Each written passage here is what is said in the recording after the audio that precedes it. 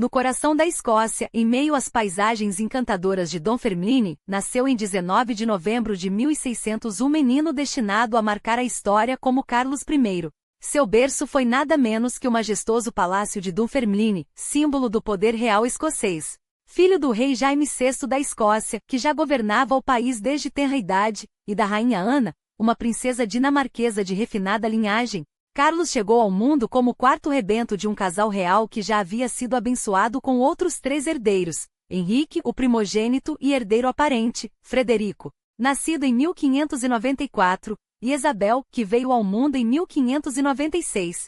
Uma quarta filha, Margarida, havia nascido em 1598, mas a tragédia a levou prematuramente em março de 1600, poucos meses antes do nascimento de Carlos. Embora outros irmãos tenham vindo depois, nenhum sobreviveu, deixando Carlos como caçula de uma família que já havia conhecido a dor da perda. Sua infância transcorreu entre os salões da corte escocesa, ainda nômade nos últimos suspiros da Idade Média, mas que aos poucos se fixava em residências como o Palácio de Holyrood 12. Sob os cuidados de Lord e Lady Phoebe, o pequeno príncipe cresceu à sombra do irmão Henrique, o favorito para suceder ao trono. Porém, Carlos não era uma criança como as outras. Frágil de saúde, demorou a falar e carregava consigo as marcas de uma doença que lhe deixará os tornozelos debilitados? Possivelmente raquitismo. Ainda assim, seu espírito não se curvou às limitações físicas. O destino, porém, reservava uma virada dramática. Em 1603, com apenas 2 anos e meio, Carlos viu seu mundo transformar-se quando a rainha Elizabeth I da Inglaterra faleceu sem deixá-lo. Como descendente de Henrique VII, seu pai, Jaime VI tinha direitos legítimos ao trono inglês. Assim, em abril daquele ano, a família real escocesa partiu para Londres, onde Jaime foi coroado como Jaime I da Inglaterra, Escócia e Irlanda, unindo as coroas sob a dinastia Stuart. A corte agora se estabeleceria definitivamente na Inglaterra, deixando para trás a Escócia e seus castelos. Na nova terra, Carlos dedicou-se aos estudos com disciplina admirável. Sob a tutela de Thomas Murray, um erudito presbiteriano escocês que se tornaria reitor de Eton, o jovem príncipe floresceu intelectualmente. Sua educação seguia o modelo humanista da época, dominando retórica, latim, filosofia e teologia. Esta última, sua verdadeira paixão. Tão brilhante era seu domínio dos debates teológicos que chegava a impressionar o irmão Henrique, que chegará a brincar sobre indicá-lo para o alto cargo de arcebispo da Cantuária. Mas Carlos não era apenas um intelectual. Superou suas dificuldades de fala e a gagueira que o acompanhava desde a infância, aprimorando-se também nas artes da corte, como a equitação e a caça. Tudo mudou em novembro de 1612. Enquanto a corte se preparava para o casamento de sua irmã Isabel com Frederico V, eleitor palatino, uma notícia abalou a família. Henrique, o herdeiro, adoeceu gravemente durante os festejos. Suspeitou-se de febre tifoide, mas a verdade nunca foi esclarecida. Em 6 de novembro, Henrique faleceu, aos 18 anos. De repente, Carlos, então com quase 12 anos, viu-se catapultado para a posição de herdeiro do trono. A dor da perda do irmão misturava-se ao peso da responsabilidade, agravada pela partida de Isabel, que seguiu para a Alemanha com seu marido. Sozinho na Inglaterra, o jovem príncipe teve que amadurecer rapidamente, assumindo um futuro que nunca imaginara tão cedo. Os anos seguintes foram de intensos estudos e adaptação ao novo papel, mas a corte de Jaime I não era um lugar tranquilo. O rei, embora sábio, tinha fraquezas, especialmente por favoritos. Na década de 1610, o poder na corte oscilava entre figuras como Robert Carr, conde de Somerset, até ser eclipsado por um jovem ambicioso, George Villiers. Este, com habilidade ímpar, conquistou não só o rei, mas também o príncipe Carlos. Villiers ascendeu meteoricamente, tornando-se Duque de Buckingham e o homem mais influente do reino, tecendo uma rede de aliados que dominava os cargos-chave da Inglaterra e da Irlanda. Até 1620 a trindade do poder Stuart era clara: Jaime I, seu herdeiro Carlos e Buckingham, unidos por laços de lealdade e ambição. Uma aliança que moldaria não só o reinado de Carlos, mas o destino de toda a nação. O casamento de Carlos não era apenas uma questão de coração, mas uma jogada estratégica que poderia redefinir o equilíbrio de poder na Europa. Nos anos 1620 ele era o prêmio mais cobiçado do continente, herdeiro de 3 reinos, jovem, determinado e com o peso de uma dinastia nas costas. Enquanto França e Espanha disputavam a hegemonia no Ocidente e a Guerra dos 30 Anos engolfava a Europa Central, a Inglaterra enfrentava uma escolha crucial. Manter-se isolada como nos gloriosos dias de Elizabeth I, ou forjar uma aliança que pudesse inclinar a balança a seu favor. E não havia opções mais tentadoras do que as cortes espanhola ou francesa. A Spanish-Match, como ficou conhecida, era um projeto que fermentava desde 1614, quando o nome de Maria Ana, filha de Felipe III, foi pela primeira vez sussurrado nos corredores do poder. Mas foi na virada da década de 1620 que a ideia ganhou força. A jovem infanta, agora em idade de casar, representava mais do que uma noiva, era a chave para um tesouro inesgotável. A Espanha, afinal, era a nação mais rica do mundo, com suas frotas carregadas de ouro e prata das Américas desaguando anualmente em seus cofres. Jaime I, sempre pragmático, via na aliança com os Habsburgos uma chance de resgatar sua filha Elizabeth e seu genro, o eleitor palatino, exilados após a derrota nas primeiras batalhas da Guerra dos 30 Anos. Um casamento com Maria Ana não seria apenas um acordo matrimonial, mas um golpe de mestre na diplomacia europeia. No entanto, a ideia era tão sedutora quanto perigosa. A Espanha, bastião do catolicismo militante, era vista com desconfiança por uma Inglaterra ainda marcada pelo protestantesmo de sua reforma. Nos círculos políticos dos reinos Stuart, muitos temiam que uma união com Madrid significasse render-se à influência papal e trair o legado de resistência construído por gerações. Ainda assim, as negociações avançaram, conduzidas por diplomatas em Londres e Madrid, até que em 1622, Carlos e Buckingham decidiram que era hora de agir. Se a burocracia e as cartas não bastavam, uma presença real em solo espanhol poderia selar o destino. Em março de 1623, os dois desembarcaram em Madrid, convencidos de que sua chegada seria o golpe final para fechar o acordo. Mas a recepção foi gélida. Os Habsburgos, embora corteses, não estavam dispostos a ceder tão facilmente. Para a Espanha, uma aliança com a Inglaterra poderia ser útil, mas não a qualquer custo, especialmente quando a guerra na Europa Central exigia toda a sua atenção. Enquanto Carlos e Buckingham aguardavam, perceberam que o jogo era muito mais complexo do que imaginavam. Não haveria casamento imediato, nem a promessa de um dote que salvasse as finanças inglesas. Pior, não levariam Maria Ana de volta consigo. O fracasso diplomático, porém, revelou-se uma lição inestimável. Em Madrid, Carlos teve seu primeiro contato com o ápice do poder absoluto. A corte espanhola era um espetáculo de opulência e autoridade, um império onde o rei governava sem precisar justificar-se a ninguém, onde a arte florescia sob o mecenato real e onde a majestade não era um título, mas uma realidade tangível. Felipe IV, recém-corado, reinava com uma mão de ferro, cercado por uma burocracia que existia para executar, não para questionar. Para um jovem príncipe criado na sombra de um pai indeciso e um parlamento barulhento, aquele era um modelo irresistível. Mas não foi apenas a política que marcou Carlos.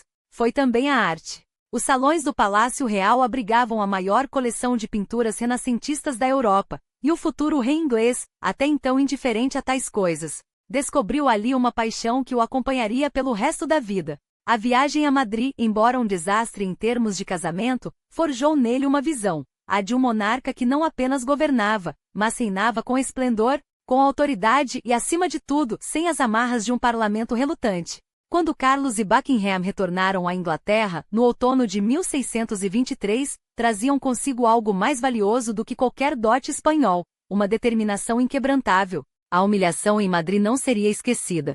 E se a Espanha recusava sua mão, que pagasse por isso. A guerra, afinal, era a resposta óbvia, mas para isso precisavam do apoio do parlamento e do bolso dos contribuintes ingleses. Felizmente para eles, o ódio à Espanha já ardia entre a nobreza e a burguesia. O único obstáculo era Lionel Cranfield, conde de Middlesex, o implacável Lorde Tesoureiro, que se opunha a qualquer gasto desnecessário. Assim, enquanto Jaime I definhava, consumido pela gota, pelas pedras nos rins e pela velhice, Carlos e Buckingham orquestraram a queda de Middlesex, acusando de corrupção e ineficiência. O processo de impeachment arrastou-se por 1624, mas o objetivo era claro: eliminar qualquer voz que se opusesse à guerra. Até que em março de 1625, a morte finalmente levou Jaime I. Com apenas 24 anos, Carlos subiu ao trono como rei da Inglaterra, Escócia e Irlanda, jovem, ambicioso e pronto para impor sua vontade. A era de hesitações havia terminado. Agora era a hora de governar. E se a Espanha lhe negara uma rainha, ele encontraria outra maneira de fazer com que o mundo se curvasse aos Stuarts. Mas Carlos não era homem de repetir os erros do pai, era homem de multiplicá-los. Herdara a teimosia dos Stuarts, mas sem a paciência de Jaime I para negociar com um parlamento que cada vez mais se recusava a ser mero coadjuvante no jogo do poder. A guerra contra a Espanha, tão sonhada, tão prometida, revelou-se desde o início um desastre de proporções épicas. Em outubro de 1625, a expedição a Cádiz, planejada como um golpe audacioso, uma demonstração de força que faria tremer Madrid, afundou no ridículo. Navios mal equipados, tropas desorganizadas, estratégias improvisadas. O resultado foi um fiasco tão retumbante que até os aliados franceses, recém-cortejados, trocaram olhares de desdém. Buckingham, o favorito incansável, estava no centro da tempestade, e Carlos, em vez de afastá-lo, apertou-o ainda mais contra o peito. O duque era seu espelho, seu alter ego ambicioso e agora seu fardo. Enquanto a guerra arrastava-se sem glória, combates esparsos, vitórias insignificantes, derrotas vergonhosas, o verdadeiro campo de batalha deslocava-se para os salões de Whitehall e Westminster. A Espanha, afinal, tinha problemas maiores. A Guerra dos 30 Anos consumia suas forças na Europa Central, e a Inglaterra, sem recursos nem vontade real para lutar, tornou-se pouco mais que um incômodo secundário. O conflito oficial só terminaria em 1630, mas na prática, já estava morto em 1626.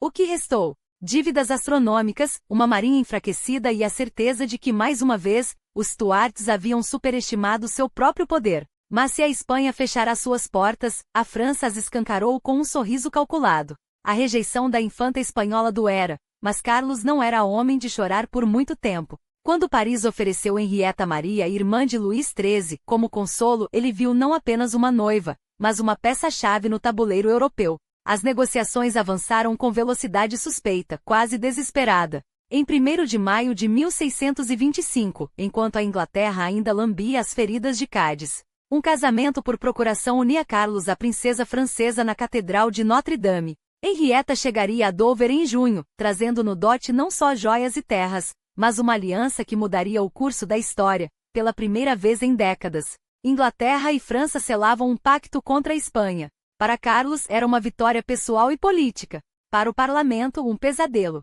Uma rainha católica, irmã do rei da França, com livre acesso à corte e pior, ao ouvido do monarca, os rumores de que Carlos secretamente simpatizava com Roma, que se ajoelhava aos pés de Henrietta em rituais privados, que permitia que seus filhos fossem criados sob influência papista, espalharam-se como fogo em palha seca. A desconfiança transformou-se em paranoia, e a paranoia em resistência aberta.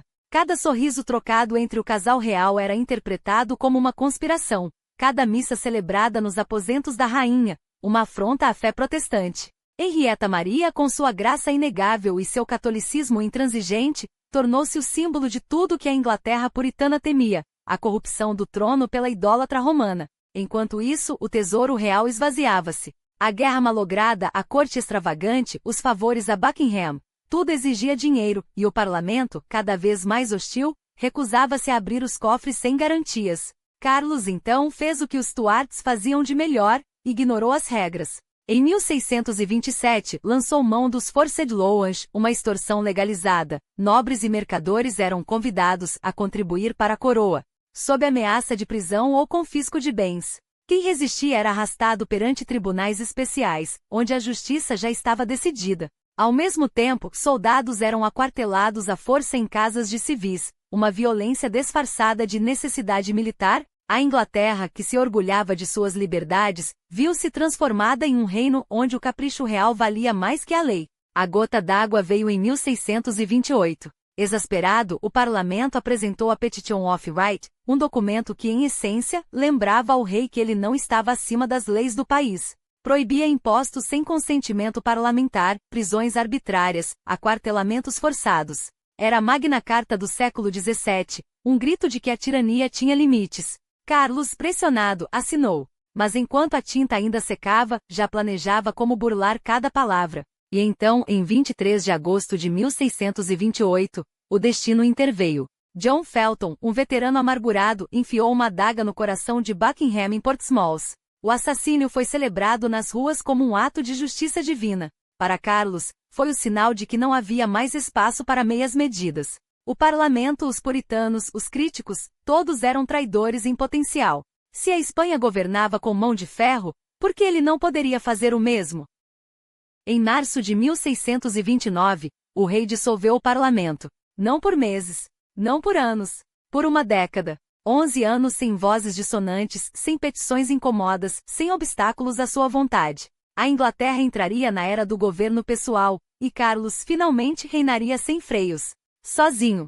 Absoluto. E como descobriria tarde demais, sozinho também em sua queda. Mas nem todos se curvaram à vontade do rei. Enquanto Carlos se deleitava com sua corte de artistas e teólogos, a Inglaterra fervilhava com uma insatisfação que ele teimava em ignorar. Os puritanos, aqueles protestantes intransigentes, herdeiros do fogo calvinista, recusavam-se a aceitar a imposição de um anglicanismo pomposo, repleto de rituais que, para eles, cheiravam a Roma. Não era apenas uma questão de fé, era uma batalha pelo controle das almas.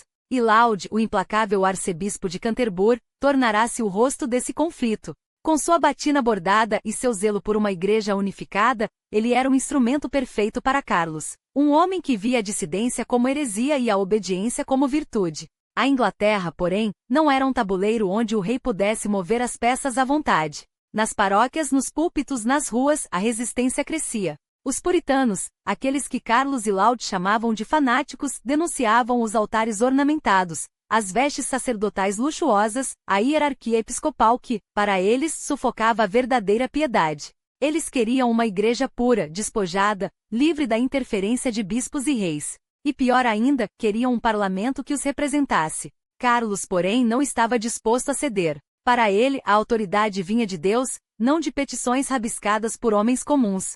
Enquanto isso, na Irlanda, Thomas Benvoort, agora conde de Strafford, governava com mão de ferro. Seu lema era Torogue radical, sem meias medidas, e ele o aplicava com uma eficiência brutal. Impostos eram arrecadados sem a aprovação do parlamento, terras eram confiscadas, e qualquer voz que ousasse questionar a coroa era silenciada. Strafford não era apenas um administrador, era o arquiteto de um sistema que transformava a obediência em lei e a dissidência em traição. Carlos o admirava por isso. Afinal, não era exatamente o tipo de lealdade que ele buscava? Um homem que não hesitava em esmagar a oposição, que via a resistência como um pecado contra a ordem divina. Mas até mesmo os mais fiéis servos têm seus limites. Strafford, com toda a sua crueldade eficiente, não percebia que estava cavando a própria cova. Cada imposto arbitrário, cada prisão sem julgamento, cada terra roubada de um nobre irlandês era uma semente de revolta. A Irlanda, tão distante dos salões dourados de Whitehall,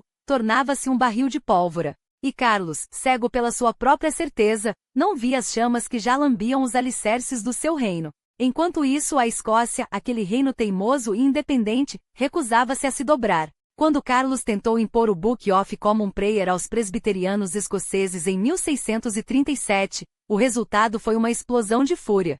Igrejas foram saqueadas, bispos foram expulsos, e um exército de covenanters, aqueles que juraram defender sua fé, surgiu como um pesadelo para a coroa.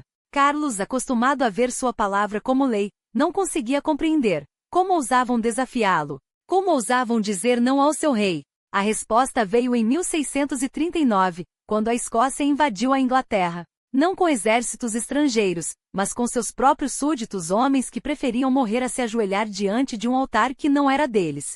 Carlos, pela primeira vez, viu seu poder tremular. E pior ainda, viu-se forçado a fazer o que mais odiava, convocar o parlamento. Não por bondade, não por sabedoria, mas porque sua tesouraria estava vazia e seus exércitos, desmoralizados. A Inglaterra, que ele julgava domada, mostrava suas garras. E o rei, que sonhara reinar sem freios, descobria tarde demais que um trono construído sobre a força é tão frágil quanto o gelo sob o sol de verão.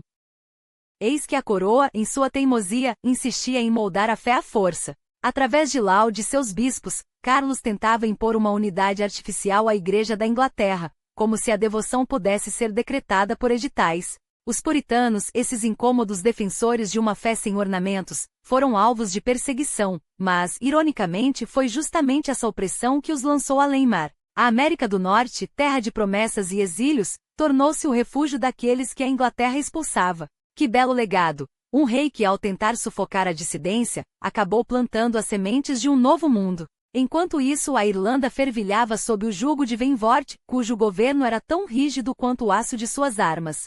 Os New English, aqueles colonos ambiciosos liderados por Richard Boyle, o astuto Conde de Cork, prosperavam em meio ao caos, enquanto os nativos irlandeses viam suas terras e costumes serem engolidos pela ganância da coroa. Venvort, com sua mão de ferro, acreditava que a ordem se impunha pela força. Mas a história já provara que tais métodos só alimentam o ódio. E então veio a Escócia. A Escócia. Terra de homens livres e de uma igreja que não se curvava a bispos. O Kirk escocês, com sua estrutura descentralizada e seus presbíteros eleitos, era um espinho na garganta de Carlos e Laud. Eles sonhavam com uma igreja submissa, centralizada, onde a fé fosse ditada por Londres. Mas os escoceses, herdeiros de uma tradição de resistência, não se dobrariam tão facilmente. O erro fatal veio em 1637. Um livro de orações imposto como lei. Um ritual estranho, alheio às suas tradições. Os presbiterianos escoceses, acostumados a uma fé austera e pessoal, viram nisso não uma reforma, mas uma profanação. E quando um povo sente que sua alma está sendo violada, ele se levanta. Primeiro vieram os protestos. Depois o National Covenant, um juramento solene, assinado por nobres clérigos e plebeus unidos contra a tirania da coroa. Inovações chamavam eles com desdém as tentativas de Carlos de impor sua vontade. E quando um rei insiste em forçar um povo a ajoelhar-se, esse povo aprende a empunhar a espada. A Primeira Guerra dos Bispos, 1639, foi o aviso que Carlos ignorou. Ele reuniu um exército em Ireland, comandado por Ventvort, enquanto as tropas inglesas marchavam para o norte. Mas a guerra foi um fiasco. Os escoceses, embora hesitantes, não cederam e o rei, sem fundos, viu-se obrigado a engolir o orgulho e convocar o parlamento pela primeira vez em 11 anos. O Short Parliament. Uma farsa de poucas semanas onde os deputados, liderados por John Pym, esse incansável defensor das liberdades inglesas, deixaram claro, não haveria dinheiro sem concessões. Carlos, furioso, dissolveu a Assembleia. Mas o destino tem um senso de ironia cruel. No outono de 1640, a notícia chegou como um golpe. Os escoceses, agora unidos e determinados, haviam cruzado a fronteira. Newcastle, o coração do carvão inglês, caiu em suas mãos. Londres, dependente daquele combustível para sobreviver ao inverno, tremia. Carlos, humilhado, não teve escolha, teria que chamar o parlamento de volta. Desta vez, porém, não seria um jogo de aparências. O Long Parliament, reunido em novembro de 1640, não era um corpo dócil. Era uma força que, uma vez despertada, não se deixaria calar. E assim como Luís XVI, anos depois, descobriu que convocar os Estados Gerais era abrir as portas da Revolução, Carlos I estava prestes a aprender que um parlamento ignorado por uma década não se contentaria com migalhas. Os deputados não queriam apenas dinheiro. Queriam justiça. Queriam reformas.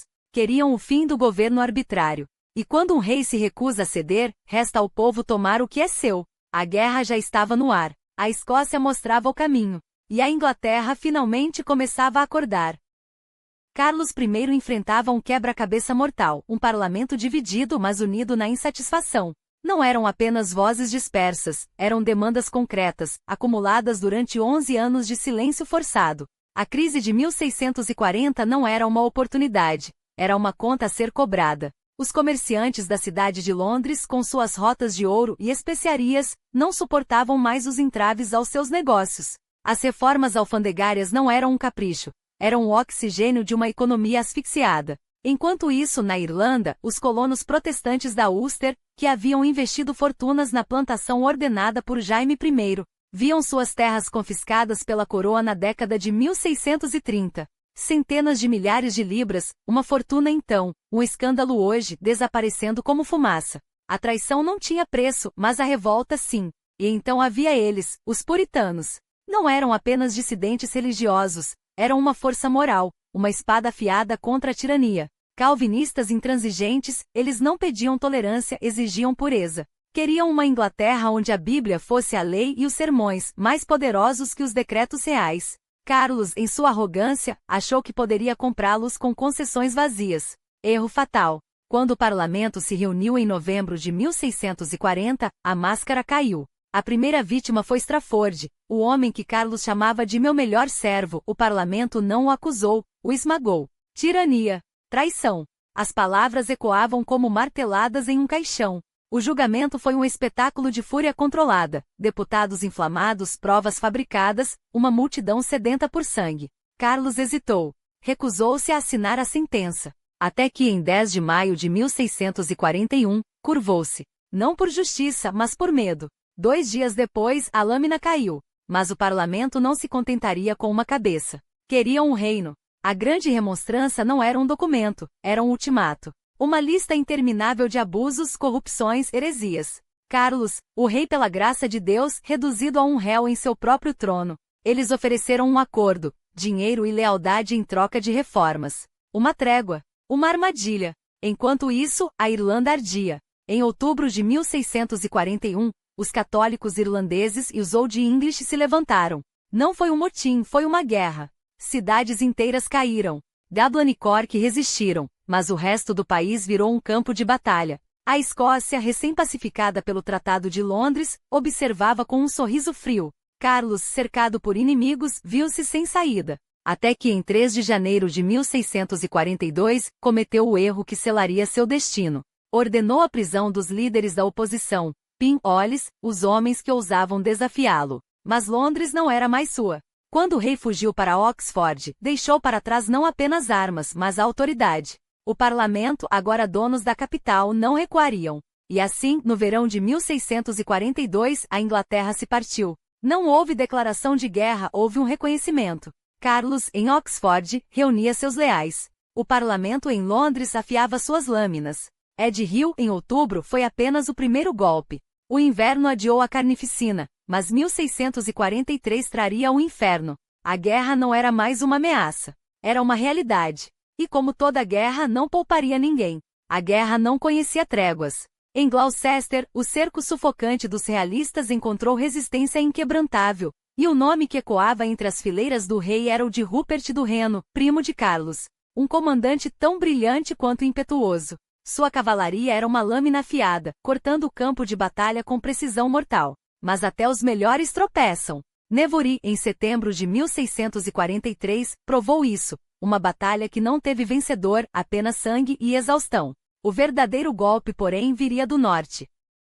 Marston Moor, 2 de julho de 1644. Um dia que quebrou a espinha dorsal dos sonhos realistas. Ali nas planícies próximas a York, o parlamento esmagou as esperanças de Carlos de dominar o norte da Inglaterra. A derrota não foi apenas militar, foi um veredicto. O rei, agora acossado, viu seu poder desmoronar como areia entre os dedos. Mas a guerra não se curva a um único revés. Enquanto o norte ardia em chamas parlamentares, o sul e o oeste ainda respiravam lealdade à coroa. Carlos, teimoso como sempre, recusa-se a ceder. Afinal, ele é o rei. E reis não se rendem, eles manobram. Enquanto os exércitos se digladiavam, algo novo nascia nas sombras, o New Model Army. Não era mais uma milícia improvisada, mas uma máquina de guerra forjada pela necessidade e pela genialidade de homens como Fairfax, Ireton e Cromwell. Uma força profissional, disciplinada e implacável.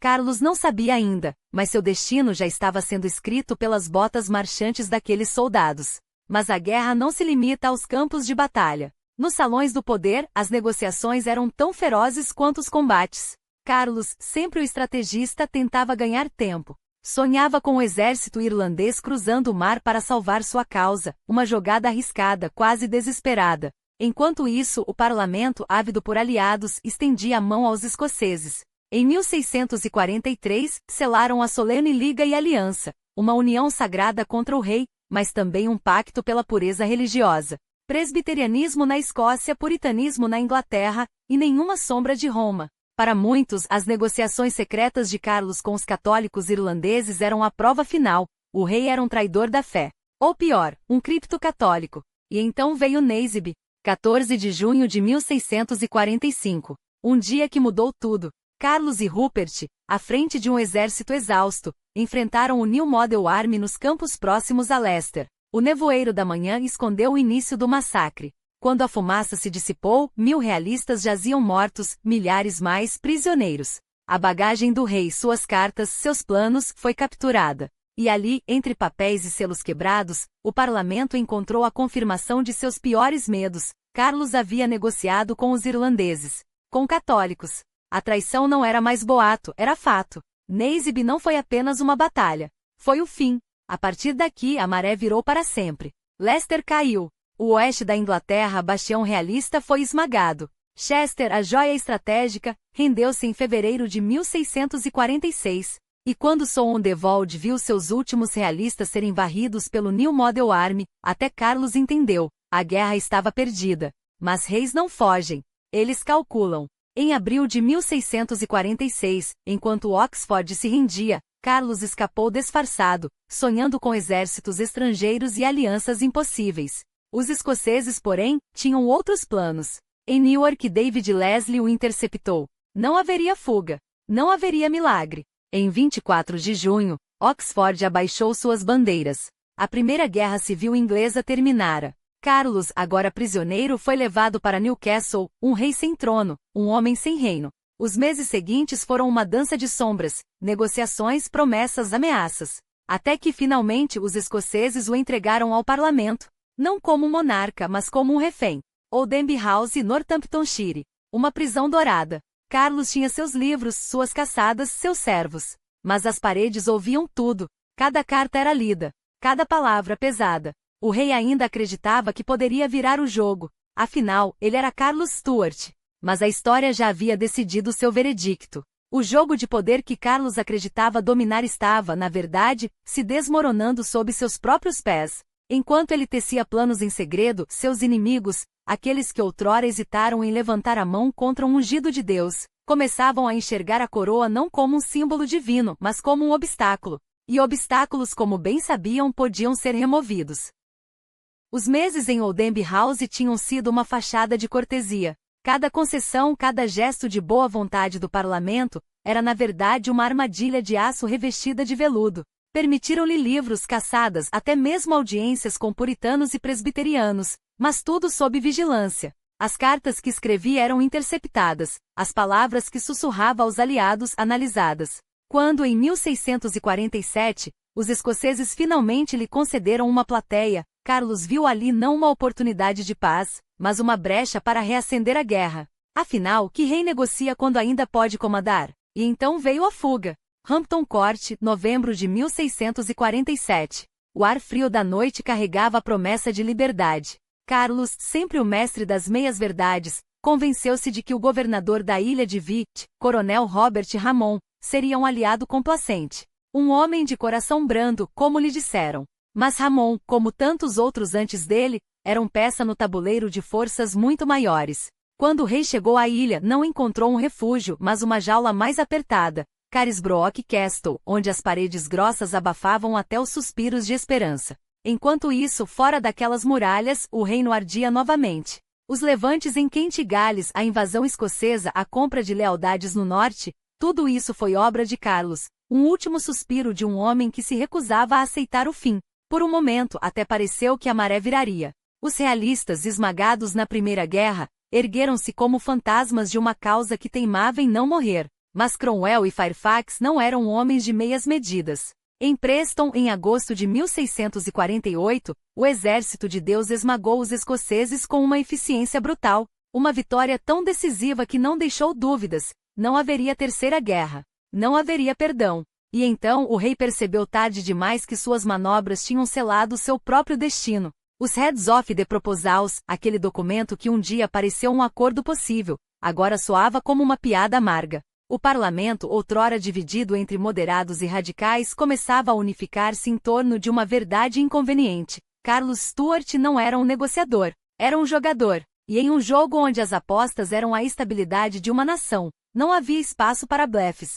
Os meses em Carisbrooke foram uma agonia lenta. As visitas, antes frequentes, rarearam. As cartas, outrora toleradas, passaram a ser confiscadas. Até os servos que o atendiam eram escolhidos a dedo. Homens cujos olhares frios lembravam ao rei que sua autoridade agora se limitava aos quatro cantos de uma cela. Mas Carlos, em sua teimosia, ainda acreditava que o tempo jogava a seu favor. Afinal, como condenar um rei? Como executar um homem que, segundo a lei de Deus e dos homens, era intocável? Ele não sabia, ou não queria ver, que a história já havia respondido a essas perguntas. E a resposta era, com uma lâmina. Enquanto os generais do novo exército modelar apertavam o cerco, a ilusão de Carlos I começou a desmoronar como areia entre os dedos. Os homens que outrora juravam lealdade à coroa agora sussurravam entre si que o rei não passava de um obstáculo, um peso morto que a nação já não podia carregar. É melhor que ele seja removido, diziam, com a frieza de quem calcula o custo de uma mercadoria podre.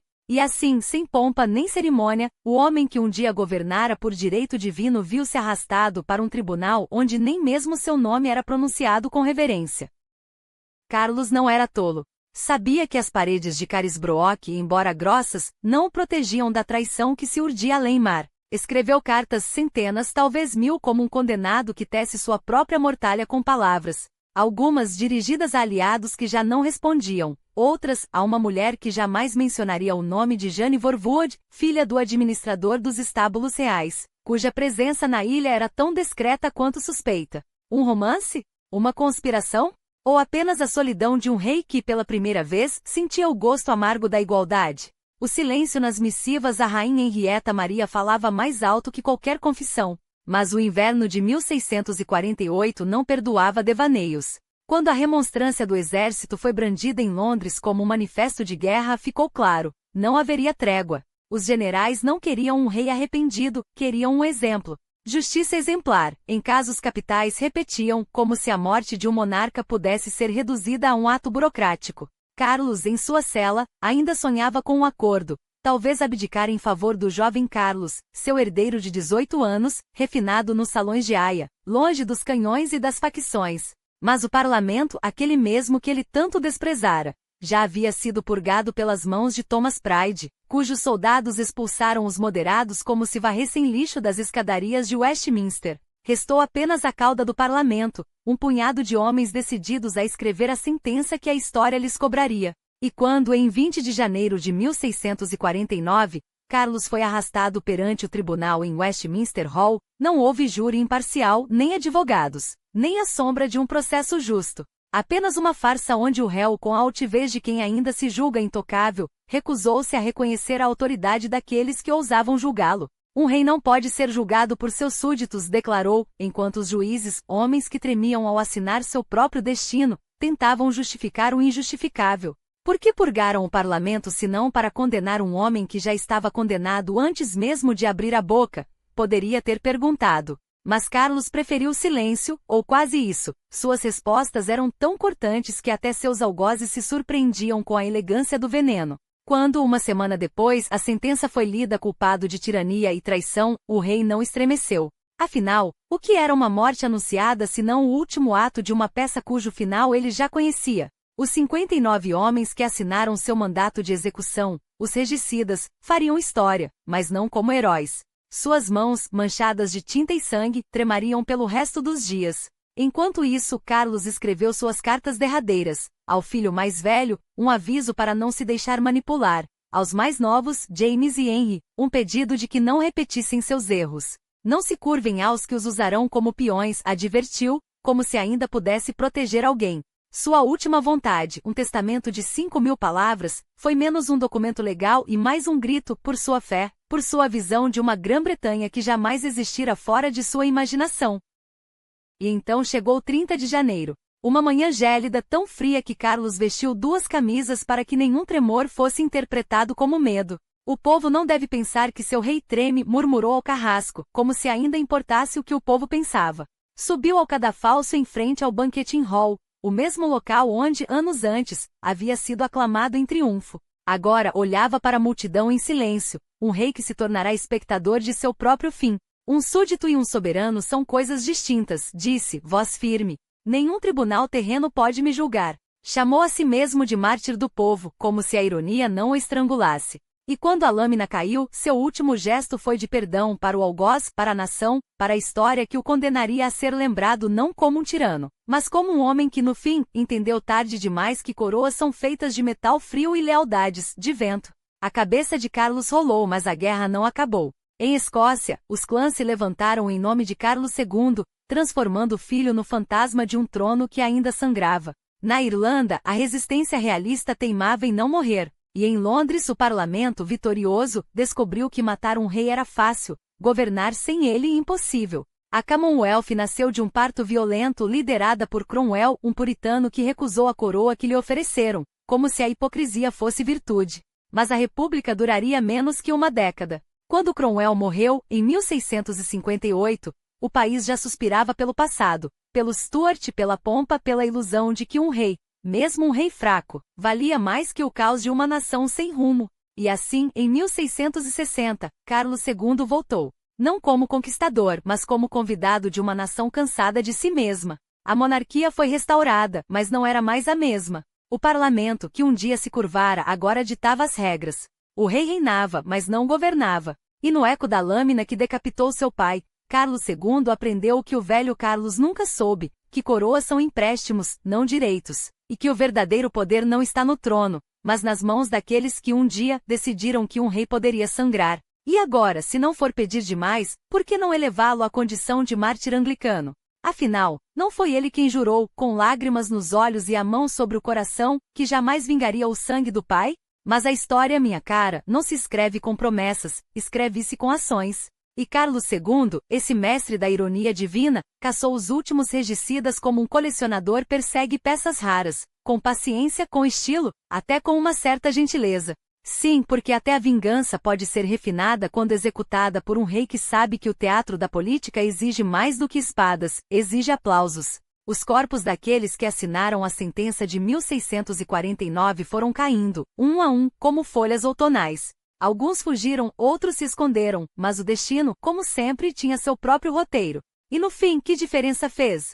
Os ossos de Carlos I permanecem onde sempre estiveram. Primeiro em Windsor, depois em Westminster, como se a própria terra hesitasse em decidir onde repousar um homem que foi ao mesmo tempo vítima e carrasco de si mesmo. O mais curioso? Nenhuma decisão formal foi tomada para movê-los. Nenhum édito, nenhuma cerimônia solene. Apenas o silêncio dos séculos, e a ironia de um túmulo projetado por Christopher Wren, aquele mesmo que reconstruiria Londres das cinzas do grande incêndio, mas que nunca foi concluído. Como se até as pedras soubessem que nenhum monumento poderia conter a contradição daquele reinado. E assim o sonho de transformar Carlos I em um santo anglicano desvaneceu-se como fumaça de incenso no século XIX, quando a história, fria e implacável, decidiu que mártires não são feitos de teimosia, mas de redenção. Hoje seu nome é sinônimo de divisões, de um rei que amou demais a própria autoridade e pouco demais o povo que jurara proteger. Mas será que merece tanto ódio? Ah, aqui está o cerne da questão. Carlos I não foi apenas um homem, foi um espelho. E o que vemos refletido nele diz mais sobre nós do que sobre ele. Os historiadores, esses alquimistas das narrativas, debatem se foi um tirano ou um visionário atrapalhado pelas circunstâncias.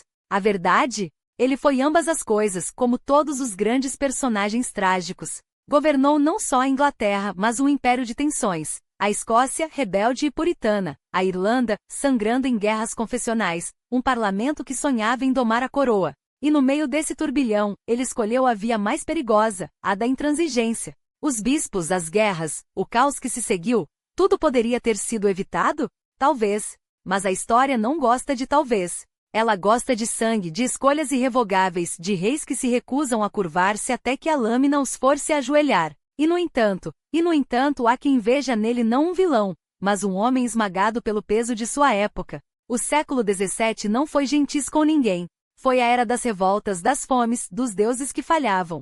Reis caíram em toda a Europa, e Carlos I foi apenas mais um na lista, embora admitamos com um estilo peculiarmente inglês. Ele herdou um reino dividido entre puritanos e anglicanos, entre uma nobreza que queria privilégios e uma burguesia que queria poder. E no meio disso tudo, tentou governar como se ainda fosse o século XVI, como se a autoridade divina do rei fosse suficiente para calar os canhões e as consciências. Não era. Não é nunca. Então, o que resta de Carlos I? Um fantasma nas páginas dos livros, um aviso para os que acreditam que o poder é eterno. Alguns o odeiam por sua arrogância, outros por sua fraqueza. Mas a verdadeira tragédia não é que ele tenha perdido a cabeça, é que nunca entrou na de seus súditos. E quando a guerra estourou já era tarde. Já não havia volta. Os radicais no parlamento, aqueles que um dia pediram reformas e depois exigiram sangue, não nasceram do ódio, nasceram da frustração. De um rei que preferiu a espada ao diálogo, o dogma à flexibilidade. E assim, quando a mancha de sangue secou no cadafalso, o que ficou não foi apenas a morte de um homem, mas o nascimento de uma pergunta que ainda nos assombra. Até onde pode ir a autoridade antes de se tornar tirania? E você, o que acha? Será que Carlos I foi apenas mais um monarca teimoso, ou um homem condenado pelo próprio tempo? Será que o ódio que ainda desperta vem de seus erros, ou do medo que sua história nos inspira, o medo de que em tempos de crise, até os mais bem-intencionados podem se tornar algozes? Deixe seu veredito nos comentários. Enquanto isso, lembre-se, a história não é escrita pelos vencedores. É escrita pelos que se recusam a esquecer. E Carlos I, amor ou ódio, é impossível de apagar.